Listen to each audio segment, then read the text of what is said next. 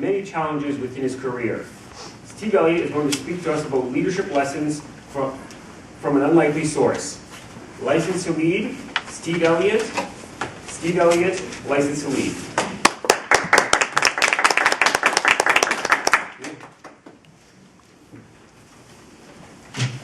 Good evening, fellow Toastmasters, and welcome guests. You may be a leader already, or you may be starting out on your journey.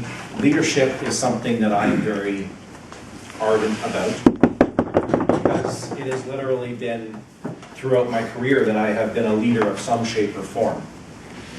And when I was thinking back to my leadership time, I was thinking of some of the characteristics, and I started to realize that there's a very unlikely role model that really does illustrate the strengths of a true leader. Yes. Bond. James Bond. I always like saying that. James Bond. Now when you think about him, he's a lone wolf. He's out on his missions, but he truly does have a lot of traits that a good leader must have. I'm going to touch on a few of them tonight.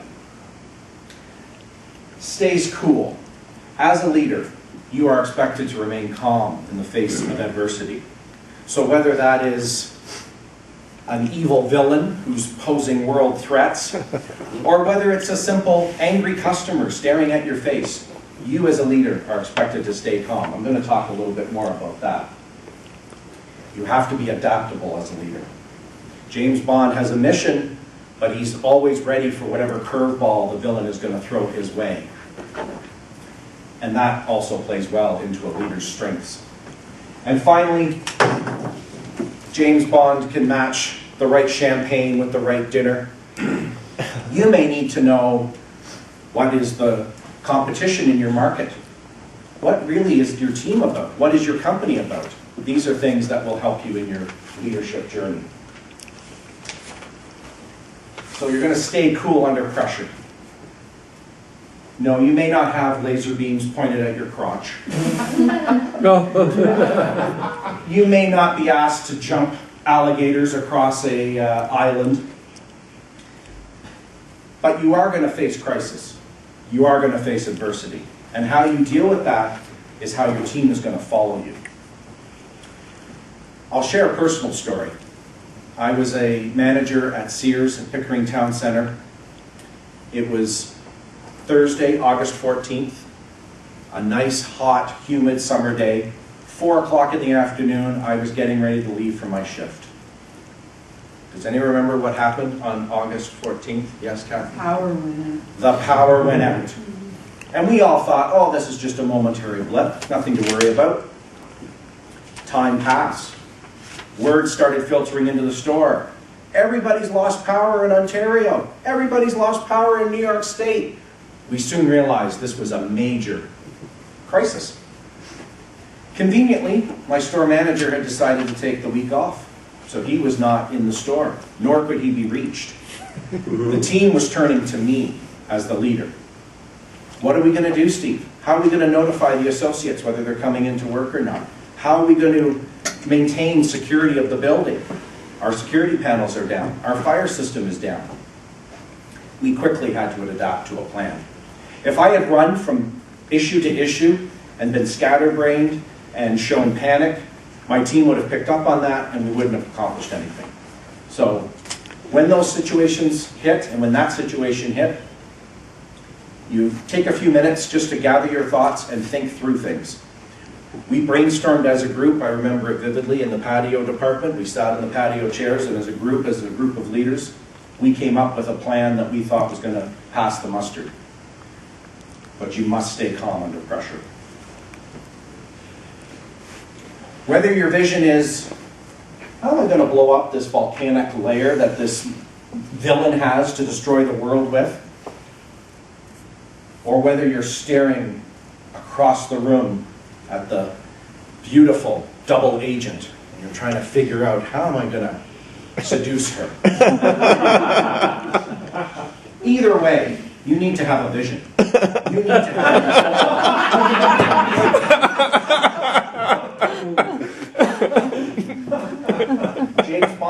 a vision. A leader needs a vision as well. I was a store manager at PetSmart. I came to a store that had had 4 store managers in 2 years. So you can imagine the morale of the group. Very inconsistent leadership, very inconsistent with the vision. I quickly saw that we were having a charity campaign upcoming. And I thought, this is the way for me to get my win. If I can get my team to believe that we can achieve great things with a charity, we'll be able to achieve anything. So I told them, we're going to be top 20 store in Canada when it comes to this charity event. And they all laughed and thought I was out of my tree. But we quickly developed a contest around it. We developed some fun around it, some passion around it. And I had said we'd be top 20. Our store ended up being top 10. We beat Heartland. Heartland did double the sales that we did. We raised almost 4 times as much money as Heartland did. Why? Because I had a vision, communicated it to my team, they bought in, we succeeded together. Once I had that win with the charity, I now had credibility to go and get other things going in that store. So it's powerful. Have that vision and communicate it. James Bond has lasted for 50 years.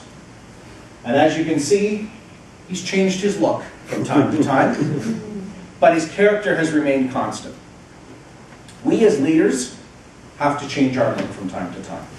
If I'm dealing with a new hire who's 2 weeks into the company, I'm going to have a different leadership style with that person than I would with somebody who's been with the company for 20 years. You know, if you've been with somebody for that long, you have experience, and my being a on-top micromanager is probably going to end up turning that 20-year veteran off. So you need to be adaptable to your situation, and you also need to know what motivates your people. In PetSmart, the pet stylists worked on a commission. Now some of those folks in there, like Chantal, she was all about the cute little puppies. Oh, I can eat you up, you're so cute, and I'm going to groom you, and they're going to be lovely. So you had that personality to deal with. And then you had the person, like Lauren, show me the money. I want a bigger paycheck. Give me more commission. I want to do 7 dogs a shift. Never mind this 3. Well, how do we do that safely? So it's knowing how to manage those people, knowing what motivates them. Because once you unlock what motivates them, you're going to be able to keep using that as a way to get them to buy into your vision. So being adaptable is huge. James Bond is always quick with a quip. Usually after a very traumatic experience where somebody has died, and he'll offer his quip as a way to kind of break the ice. I heard this quote early in my career, and it has stuck with me. There is very little success where there is no laughter. And I firmly believe that. Now I have a unique laugh, and I've been told when I've left and moved on to other assignments, when I ever go back to meet my fellow co-workers or my previous co-workers, they always say, we miss your laugh. Laughter is very important because it can really energize and bring a team together. Again, in Sears Pickering, we were shipped in these karaoke machines that plugged right into your TV and had the songs already in it. And I said to my team, we're gonna kill on these karaoke machines. And you know how we're gonna do it? We're gonna plug one into a TV, and we're all gonna sing into the karaoke machine. And they looked at me kind of like what Albert's looking at me right now. And they said, well, that's good for you, and I'm not doing it. So, as a leader, I grabbed the mic, and away I sang. And once I started to sing, the others wanted to join in. And so eventually, that infectious enthusiasm came through, and we actually ended up having to get more karaoke machines from Scarborough Town Centre and from Oshawa because they weren't selling them. My district manager was calling me to say, how come you're selling so many of these karaoke machines? And I was sharing our success. So, don't underestimate the power of humor. Now, we don't all have access to the latest and greatest gadgets, although maybe John does, because he's always dazzling me with his IT background. But knowledge is power. And whether that's knowing that you don't order red wine with fish, or whether it's knowing Who's your competition? Who truly is your competition? At PetSmart, our competition was Walmart. And that always surprised people. They thought it would be Pet Value or that it would be another micro pet food store. No, it was Walmart that was our biggest competitor. So know your competition. Know what their strengths are and know what their weaknesses are and play to it. And as a leader, that knowledge will help you build proper plans with your team. So when you add all that up, I hope that you will look at the next James Bond movie a little differently and see that, yes, James Bond is a lone wolf, but he has a lot of leadership capabilities. And then you'll do some self-reflection and you'll say, I do too. And if you focus on these 4 things, you will have success in your career. And just like James Bond, you will return at the end of your leadership assignment. I thank you for your time.